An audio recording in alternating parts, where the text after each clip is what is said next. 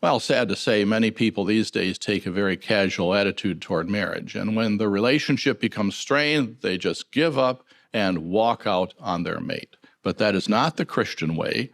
Marriage is to be a lifelong relationship. Just a few verses later on in Matthew 19, verse 9, Jesus taught that the only scriptural ground for dissolving marriage is when an innocent mate chooses not to forgive an adulterous partner. And that is because sexual relations outside the marriage bond are a gross perversion of the one flesh union. Now let's read Paul's words about this at 1 Corinthians chapter 6. He said, "Do you not know that anyone who is joined to a prostitute is one body with her? For the two, says he, will be one flesh."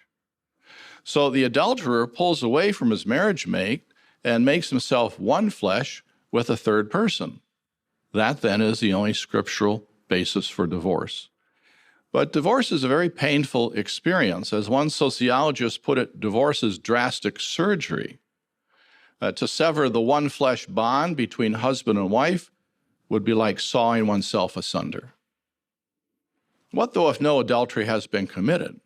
If for some reason two people who are married to each other just don't like each other any longer? Divorce is not an option. Instead, they need to remind themselves of what attracted them to each other and work at rekindling those feelings while at the same time looking to Jehovah for help in not only strengthening their marriage, but also their spirituality. So again, Robert Ciranko here, a helper to the governing body, making a cameo in the March 2021 JW Broadcasting episode, and he is regurgitating one of the most dangerous, obnoxious, grotesque aspects of Jehovah's Witness theology, especially pertaining to marriage. This idea that once you get married to someone, no matter how abusive they are, no matter how violent they are, no matter how toxic they are, you're stuck with them. You are stuck with them for life.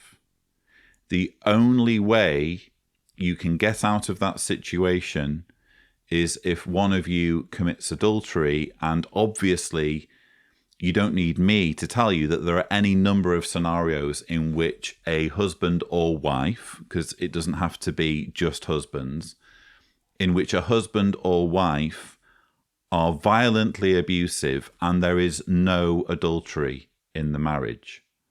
And in those situations, well, as Robert Ciranko puts it there, divorce is not an option. That's the advice. That's the divine wisdom from the faithful slave for any situation in which there is a violently abusive spouse who could be endangering someone's life, and the abused spouse, the one who's on the receiving end of this treatment, is just supposed to put up with it and think, oh, I need to work on fixing this. This is actually, in a way, my fault. I should be trying to rekindle my feelings for this person who is abusing me. It's all on me.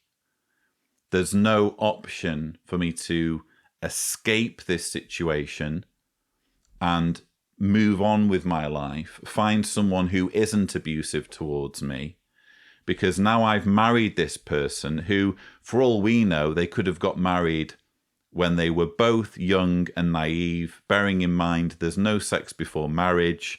This forces young Jehovah's Witnesses into situations where they get married young because that's the only way they can have any sex as young people. So there will be any number of marriages, there will be any number of husbands and wives watching this advice where they're just hopelessly ill-suited to the person they're stuck with, the person who in many cases, or in at least in some cases, will be abusive towards them.